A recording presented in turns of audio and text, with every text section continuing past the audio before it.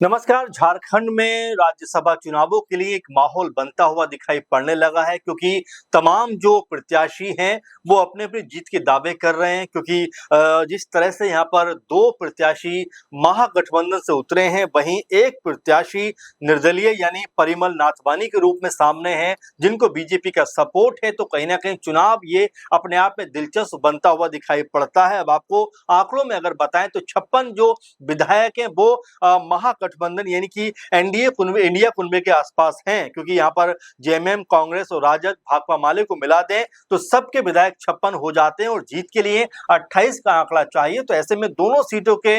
जीतने के जो चांस है यहाँ पर वो इंडिया गठबंधन यानी महागठबंधन के बढ़ते हुए नजर आते हैं। लेकिन क्या ये जो आंकड़ा है ये यही रहेगा, इसको लेकर सवाल उठते हुए दिखाई पड़ते हैं, क्योंकि बीजेपी ने जिस तरीके से समर्थन किया है परिमल नाथवानी का, और इससे पहले भी 2 बार वो चुनाव जीत चुके हैं, तो उनको लेकर तमाम तरह की जो गहमा-गहमी है पॉलिटिक्स में, राजनीति में झारखंड की, वो यहाँ पर बढ़ती हुई और एक तरीके से चरम सीमा पर पहुंचती हुई दिखाई देती है। 18 जून को मतदान है और 4-5 दिन पहले अब यहाँ पर जो निर्दलीय प्रत्याशी हैं परिमल, वो रांची पहुंच चुके हैं और तमाम तरह के गुणा भाग यहाँ पर लगना शुरू हो गए। आपको बता दें कि परिमल नाथवानी को बीजेपी के 21 विधायक, इसके अलावा जदयू, लोजपा और आजसू का भी समर्थन प्राप्त है, यानी उनके पास तकरीबन 24 के आसपास वोट हैं। तो ऐसे में उनको 4 जो है वोट की जरूरत यहाँ पे होगी और यही अनुमान बार बार लगाया जा रहा है कि क्या कोई बड़ी टूट फूट यहाँ पर होती हुई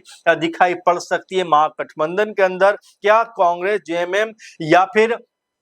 राजद या और जो भाकपा माले हैं, ये इनके जो विधायक हैं, क्या बीजेपी समर्थित जो ये उम्मीदवार हैं परिमल नाथवानी, इनके पक्ष में जाते हुए दिखाई पड़ सकते हैं। आपको बता दें कि लगातार हेमंत सोरेन भी इस बात को लेकर सजग हैं, दिल्ली दौरे पर थे, मुलाकातें की हैं और ये आश्वासन दिल्ली में बैठकर कांग्रेस आलाकमान को दिया है कि दोनों सीटें महागठबंधन जीतता हुआ नजर आएगा। आपको बता दें कि जिस तरह से परिमल नाथवानी झारखंड में एक नहीं बल्कि 2-2 बार निर्दलीय सांसद रह चुके हैं, चुनाव जीत चुके हैं, इसलिए नाथवानी की जीत को लेकर तमाम तरह की अटकलें यहां पर लगाई जा रही हैं और इस तरह की बातें भी कही जा रही हैं कि कोई बड़ी उलटफेर इन चुनावों को लेकर भी हो सकती है, क्योंकि इस तरह की गुणाभाग करने में बीजेपी को बड़ा माहिर माना जाता है और यही कारण है कि रह रह के ये बात उभर कर सामने आती है कि क्या बीजेपी की तरफ से जीतने के लिए कोई और प्लान भी किया जा सकता है, क्योंकि इससे पहले भी जेएमएम की तरफ से कहा गया था कि उनके विधायकों पर बीजेपी की नजर है, खरीद फरोख्त का खतरा है और इस तरह की तमाम बातें कही जा रही थी। आपको बता दें कि इससे पहले परिमल नाथवानी ने पूजा पाठ भी की है, मंदिर पहुंचे हैं और वहां पहुंचकर जो है पूजा पाठ करने के बाद तमाम बीजेपी के जो वरिष्ठ नेता हैं उनके साथ में बैठक भी की है और यहाँ पर यह कहा जा रहा है कि जयराम महतो, जिनकी पार्टी है झारखंड लोकतांत्रिक क्रांतिकारी मोर्चा यानी जेएलकेएम के, वो एकमात्र विधायक हैं और उनका समर्थन भी परिमल नाथवानी को मिल सकता है। इस तरह से लगभग ये आंकड़ा 25 का बन जाता है और जीत का फासला अगर देखा जाए परिमल के लिहाज से तो सिर्फ 3 सीटों का बचता है। तो ऐसे में चर्चाएं इस बात को लेकर हो रही हैं कि क्या कोई उठापटक हो सकती है, क्या कोई विधायक यहां से वहां क्रॉस वोटिंग कर सकता है या कोई पाला बदलता हुआ नजर आ सकता है। इसी बात को लेकर तमाम जो महागठबंधन के दल हैं वो अब बहुत ज्यादा आपस में तालमेल बना के रखने का प्रयास कर रहे हैं, मजबूती के साथ में एक दूसरे के साथ में खड़े हुए हैं। आपको बता दें कि जेएमएम के जो वरिष्ठ नेता हैं और मंत्री भी हैं योगेंद्र प्रसाद महतो, वो यहाँ पर दावा करते हैं कि जेएमएम के सभी 34 विधायक पूरी तरीके से न सिर्फ एकजुट हैं बल्कि दोनों प्रत्याशियों को जिताने के लिए अपना वोट करते हुए नजर आएंगे। और यहाँ पर जो दूसरे प्रत्याशी हैं, अगर हम देखें, ये कांग्रेस पार्टी के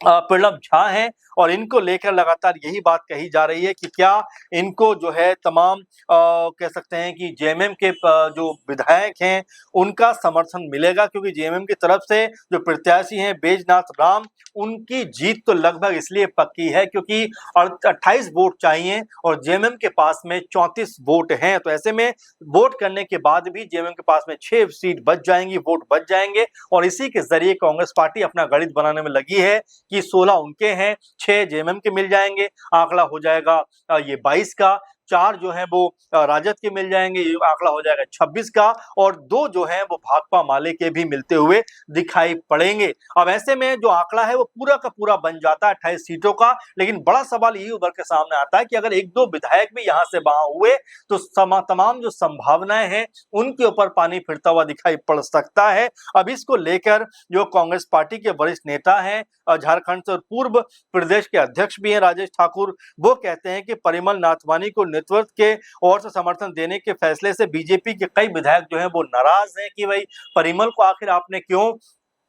समर्थन देने का ऐलान किया है। वो तो यहां तक भी कहते हैं कि भाजपा के 10 से 12 विधायक इंडिया गठबंधन के पक्ष में अपना जो है वोट करते हुए दिखाई पड़ सकते हैं। और इस तरह की तमाम चीजें जो निकल के सामने आ रही हैं उससे तो ऐसा लगता है कि माहौल जो है वो बीजेपी समर्थित जो प्रत्याशी हैं परिमल, उनके लिए भी आसान नहीं होगा। अब यहाँ पर जिस तरह से बात चल रही है, क्योंकि सब अपनी अपनी बातें कहते हुए नजर आते हैं। भाजपा प्रदेश प्रवक्ता जो हैं अविनेश कुमार, वो यहाँ पर कहते हैं कि कांग्रेस के कई और कांग्रेस और जेएमएम के कई जो विधायक हैं वो अपनी सरकार से नाराज चल रहे हैं। इन नाराज विधायकों का वोट परिमल नाथवानी को मिल सकता है। इसके अलावा राजद और माले के विधायक भी खुलकर अपनी नाराजगी जता चुके हैं। तो यानी कि बीजेपी का कहना है कि नाथवानी के पक्ष में माहौल बनता हुआ दिखाई पड़ सकता है। लेकिन अब सवाल ये उठ जाता है कि चलिए आपने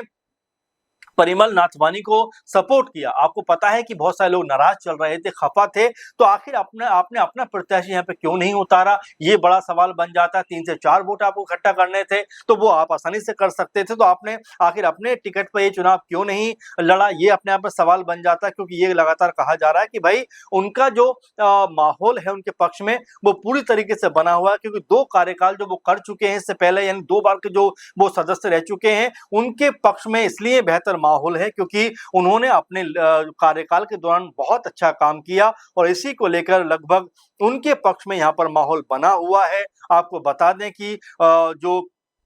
जेएमएम गठबंधन है वो भी लगातार अपनी पुरजोर कोशिश कर रहा है। हेमंत सोरेन, उनकी पत्नी भी पूजा अर्चना करते हुए दिखाई पड़े, मंदिर पहुंचते हुए नजर आए और माता के दरबार में माथा भी टेका, आशीर्वाद भी लिया और एक तरीके से यही प्रार्थना की होगी कि भाई दोनों हमारे जो प्रत्याशी हैं यहाँ पर वो जीतते हुए दिखाई पड़े। अब बीजेपी ने जो दाव खेला है कि अपना प्रत्याशी डायरेक्ट तो नहीं उतारा, लेकिन जिस तरीके से समर्थन किया है उसको लेकर भी ये कहा जा रहा है कि क्या वो समर्थन उनका कामयाब होता हुआ दिखाई पड़ेगा, क्योंकि बहुमत का आंकड़ा तो बीजेपी के पास भी नहीं है। अगर होता तो जाहिर बात है कि वो अपने प्रत्याशी को यहां पर उतारते, समर्थन नहीं करते। लेकिन जिस तरीके से उन्होंने यहां पर परिमल नाथवानी का समर्थन किया है, इससे स्पष्ट हो जाता है कि उनको भी पता है कि बहुमत उनके करीब में नहीं है, पास में नहीं है। इसीलिए उन्होंने जो निर्दलीय प्रत्याशी के रूप में परिमल को अपना समर्थन करने का ऐलान किया है। अब मिला जुला कर जो स्थिति बन रही है वो यहाँ पर यही बन रही है कि 56 का आंकड़ा महागठबंधन के पास तो है, लेकिन ये आंकड़ा क्या वैसा ही बना रहेगा, क्या ऐसा ही बना रहेगा? क्योंकि अपने 4 से 5 दिन रह गए हैं, परिमल नाथवानी भी रांची पहुंच चुके हैं, तो क्या सत्ता का कोई बड़ा खेल यहाँ पर होता हुआ दिखाई पड़ेगा? और 3 से 4 जो सदस्य या विधानसभा के जो एमएलए चाहिए क्या उनके पक्ष में आते हुए दिखाई पड़ेंगे, ये अपने आप में बड़ा सवाल बन जाता है। तो फिलहाल अब इसको लेकर राजनीतिक माहौल झारखंड में गर्माता हुआ दिखाई पड़ता है और तमाम तरह की संभावनाएं यहाँ पर बनती हुई और बिगड़ती हुई दिखाई पड़ सकती हैं। अब देखना होगा 18 जून को जब मतदान होता है और शाम को जब रिजल्ट आता है तो क्या उसका परिणाम जो है सामने आता है और क्या यहाँ पर जेएमएम समर्थित उनकी पार्टी और साथ में जो कांग्रेस पार्टी के प्रत्याशी हैं, क्या उन दोनों की जीत यहां पर होगी और क्या बीजेपी जो लगातार समर्थन कर रही है क्या उनके पक्ष में माहौल बनेगा, ये देखना बहुत दिलचस्प होने वाला है। फिलहाल इस प्रोग्राम में इतना ही। आप बताइए कि इन दोनों सीटों पर कौन जीतता हुआ दिखाई पड़ेगा, किसके पक्ष में माहौल बनेगा, आपका विचार क्या है, जरूर कमेंट करिए। फिलहाल के प्रोग्राम में बस इतना ही। आप लगातार ऐसे जुड़े रहें। नमस्कार।